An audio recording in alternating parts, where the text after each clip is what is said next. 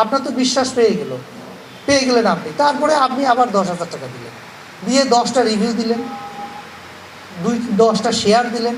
এবার তারা বললো যে খুবই ভালো কাজ করছেন, আপনি তো আমাদের জন্য খুব একদম কার্যকরী কি বলে সদস্য, আপনাকে আস্তে আস্তে আমরা বড় কাজে নিয়ে যাব, আপনাদেরকে বড় বড় অফার দিব, আপনি অনেক লাভবান হবেন। 10,000 টাকা দিয়েছেন, ঠিক তার একদিন পরে তাকে 20,000 টাকা দিয়ে দিয়েছে। এবার যে আপনার ভুক্তভোগী, সে তো মনে করছে এই তো আমি কি সোনার খনি পেয়ে গিয়েছি, বাড়িতে বসে বসে 1-2 দিনে আমি যদি 5,000, 10,000, 20,000 ইনকাম করতে পারি, তার কি। তো এরকম করে তারা দেখতে দেখতে একসময় বলে এখন 1 লাখ টাকা দেন। তো আপনি তো এই লাভ পেতে পেতে আপনি তো কোনো মনে হচ্ছে না, আরে 1 লাখ টাকা দিব, 2 লাখ টাকা পাবো। এই যখন আপনি 1 লাখ টাকা দিয়ে দিলেন, তারপরে আর তার সাথে যোগাযোগ, আপনাকে হয়তো সর্বোচ্চ সে 30 থেকে 40,000 টাকা দিয়েছে, এরপরে নিয়ে নিল 1 লাখ টাকা। আপনি আর তার ওই কি তার সাথে যোগাযোগ করেন, তার পেজ টেস্ট সব কিছুই আপনি আর রিচ করতে পারবেন না, আপনাকে ব্লক করে দিলে আপনি দেখতে পাবেন, ঢুকতে পারবেন না।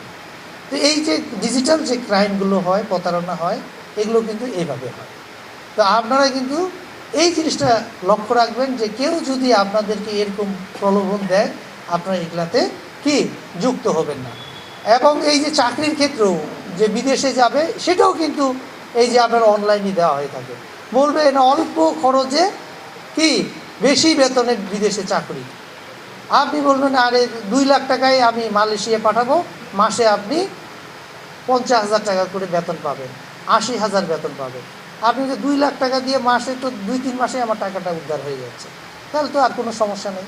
আর আমরা সব সময় এই গ্রামে গঞ্জে এদিকে বিভিন্ন জায়গায় দেখি, রাস্তাঘাটে যে একটা সুন্দর গ্রামে 2 তলা 3 তলা বাড়ি, দেখি যে এটা কার বাড়ি, বলে একজন প্রবাসীর বাড়ি।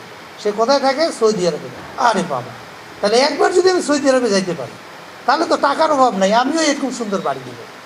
এইটা আমাদের মধ্যে একটা লোভ তৈরি হয়, স্বপ্ন তৈরি হয়, কিন্তু বাস্তবতাটা কি একবারে ভিন্ন।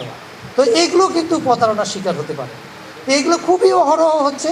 আপনারা অতীতের ঘটনাগুলো দেখেছেন, আপনারা নাসিরনগরে, কুমিল্লায়, কোরআন পাওয়া গেল ইয়েতে, এই কি বলে পূজা মণ্ডপে, নাসিরনগরের যে ঘটনা, রামুতে যে ঘটনা, এগুলো পরবর্তীতে দেখা গিয়েছে এটা কি, এটা আসলে যেই ব্যক্তির আইডি সে কিন্তু দেয়নি, তার আইডিটা হ্যাক হয়ে গিয়েছে, বাস তারা কোনো একটা মহল এই কাজগুলো করে।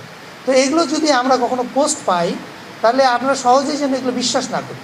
এগুলো পাইলে আপনারা আমাদেরকে জানাবেন, আমরা আবার এই পোস্টটা সঠিক কি না এইটা আমরা চেক করতে পারি। ফ্যাক্ট চেকিং আমাদের একটা প্রযুক্তি আছে, এটা দিয়ে আমরা দেখতে পারি যেটা সঠিক কি বেঠিক, তাহলে আমরা বুঝতে পারবো। মোহাম্মদ রুবায়েত হাসান, প্লাবন, গাংনী থানা।